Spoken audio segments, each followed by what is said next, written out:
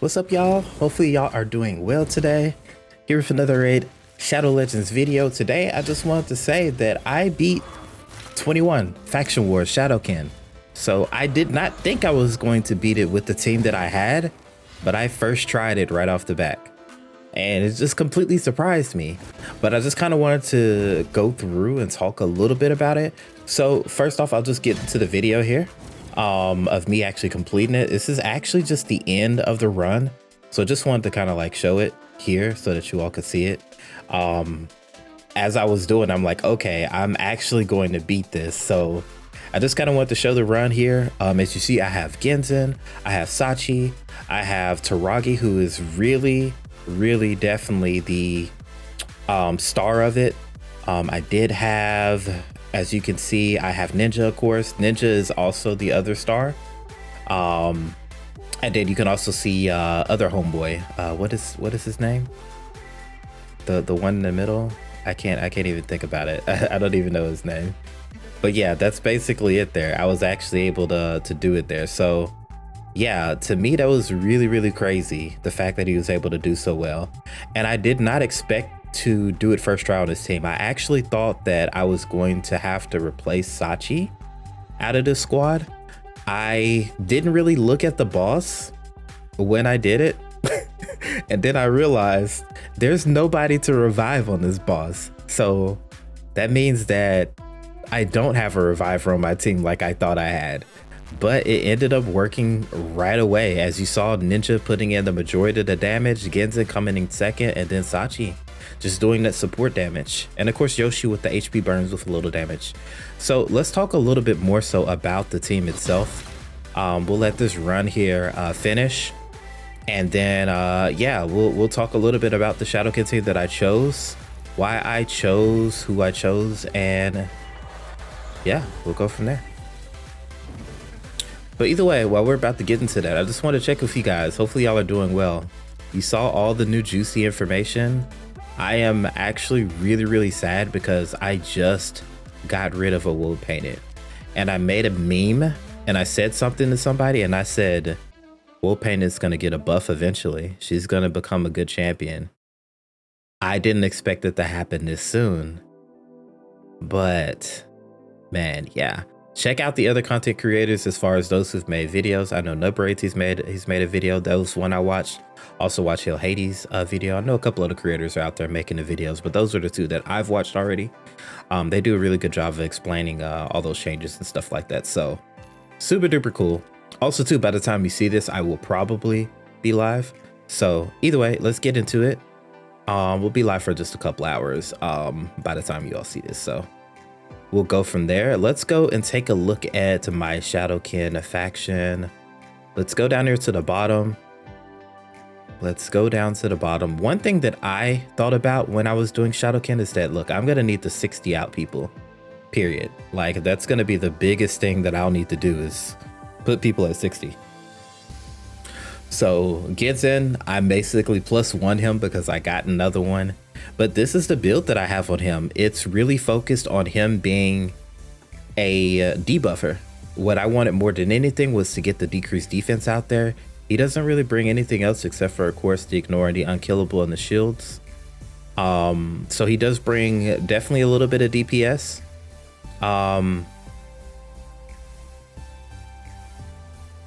So like this right here with the resistance and stuff. So it gives him a little bit of resistance with this, and also extra speed.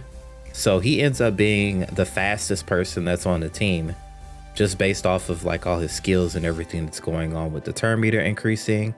So 18% turn meter fill there. This here also too, like every time it crits, it gives another turn meter fill. And then even this, like, yeah, like he got really fast. Like it's really cool. It's really cool to see the SHADOWKIN. Like I love their kits and the way that they play. So yeah, I didn't really focus on the crit rate on him more than anything. Yeah, I did put him in crit damage because I wanted him to DPS a little bit, but I didn't really put anything just super duper great on him. You know, I got some okay stuff out of the gear that I had and just kind of slapped some stuff in there, focusing a little bit more so on accuracy than anything. There's a triple roll right there, so that was nice. The single roll there, and then here. So yeah, that's basically what I did. Put them in basically, see, 2-piece perception, 1-piece accuracy. Then we also have Yoshi. So this is a old build that I've done with Yoshi. He was there just to kind of tank more than anything, to tank a little bit and to apply some buffs. Each time an enemy receives a buff, his turn meter, so that didn't happen as much really. But this portion here, which is really good for control, the increased attack and the increased accuracy also is really, really big and really, really huge, especially to have on all champions. So he worked really, really well in here. Also here with the decreased accuracy and the HP burn, it was landing. The stun was landing pretty consistently, even though I don't have them booked. That's the same thing here. Look, I don't have any books.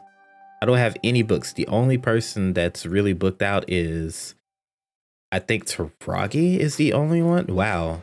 Yeah, his A3 is booked out. That's it.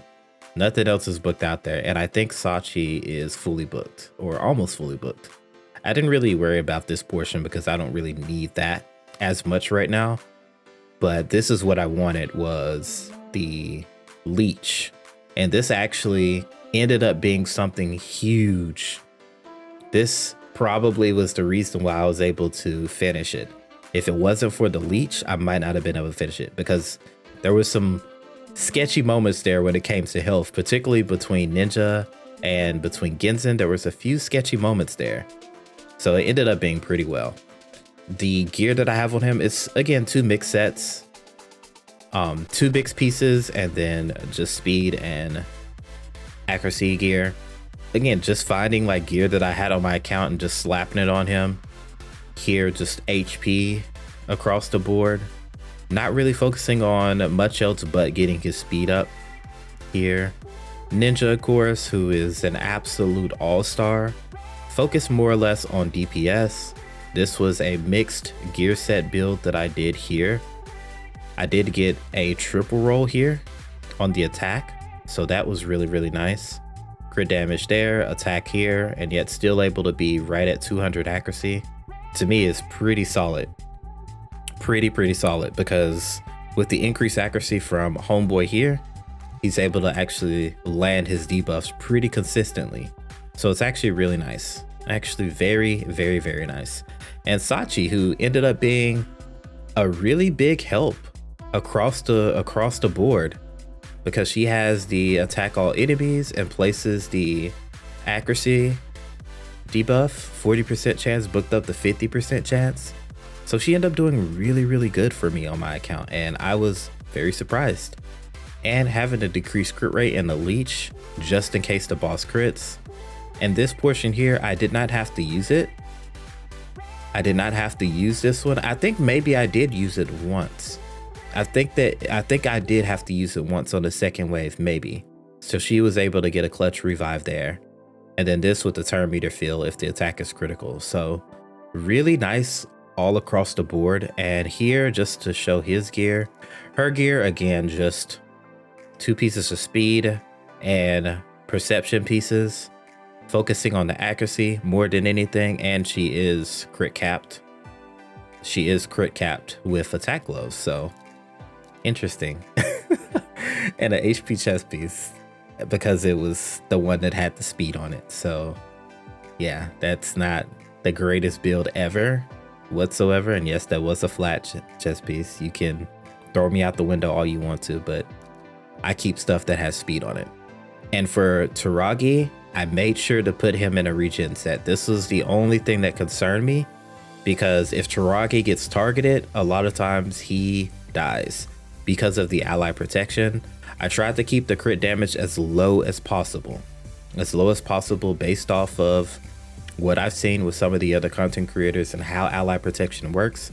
I did not want to get destroyed by the ally protection stuff there. So yeah, we just basically did our thing here. We got everything situated. I just loaded him up with HP for the most part. He didn't even have a whole lot of resistance. Ideally, I would want to have high resistance too. And I didn't worry about the accuracy too much, because I just needed him to do a little bit to pull, especially on the waves. But more than anything, I wanted to make sure that he had the regen set, so he has the ability to keep himself alive. And that ended up being the key to me for beating this faction.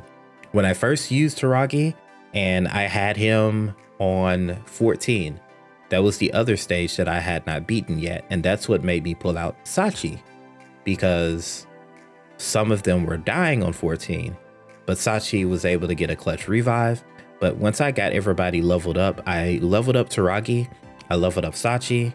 Those were the only two who I had not 60'd yet. And bam, it's just pretty much easy. Now, again, there's so many different people that you can use. As you see here, I still have loads of people who could have been used. Finchie would have been amazing for the boss, especially with the turn meter control, and especially with having somebody like Gentoro, who also brings turn meter control 100%, like just wiping out the turn meter completely. Absolutely amazing. Absolutely amazing. But I decided not to go that route. Also, Genbo. And these are people who I do want to have leveled. I even started Hotatsuku. And originally I was going to bring Hotatsuku in. If I didn't beat it in this round, Hotatsuku probably would have been the character that I switched Sachi out for to try it.